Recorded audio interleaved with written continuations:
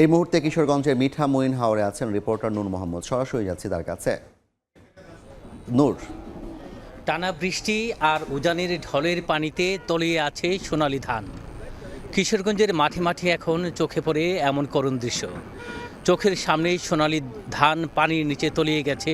কৃষকদের চেয়ে চেয়ে দেখা ছাড়া যেন আর কিছুই করার নেই, কারণ এই জলাবদ্ধতা আর যে ঢলের পানিতে এই বিস্তীর্ণ এলাকার ফসল ডুবে আছে এবং বৃষ্টির জন্যে ধান কাটা সম্ভব হচ্ছে না। এমনিতেই ঢলের পানি বাড়ছে, পাশাপাশি জলাবদ্ধতার জন্য এই বিস্তীর্ণ এলাকা পানিতে তলিয়ে আছে। প্রতিদিন বাড়ছে নতুন নতুন জমি।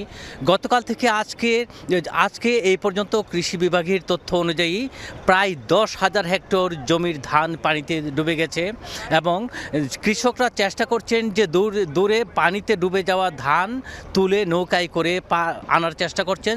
যারা কিছু ধান খেটে আনতে পারছেন তারাও সেগুলো শুকাতে পারছেন না, পচে নষ্ট হচ্ছে।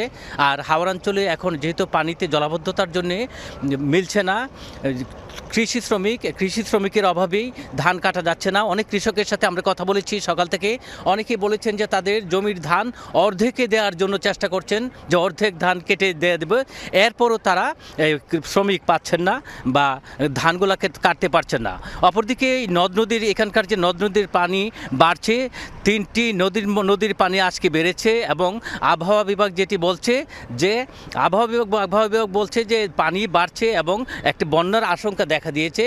এবং এই ক্ষেত্রে যে কৃষকরা বলছেন যে তাদের যে কষ্টার্জিত বুকের কষ্টে জমানো ফসল পানিতে তলিয়ে যাওয়ায় তাদের মধ্যে আসলে হাহাকার দেখা দিয়েছে এবং তারা চেষ্টা করছেন যদি বৃষ্টি না হয় এবং দিনটা একটু ভালো হয় তাহলে অবশিষ্ট ফসলগুলো তারা ঘরে তুলতে পারবেন। তো কিশোরগঞ্জের হাওর থেকে যে বোরো ধান তলিয়ে যাওয়ার বিষয়ে আমার কাছে এই ছিল সবশেষ তথ্য। সরাসরি যুক্ত ছিলাম কিশোরগঞ্জের মিঠামইন থেকে।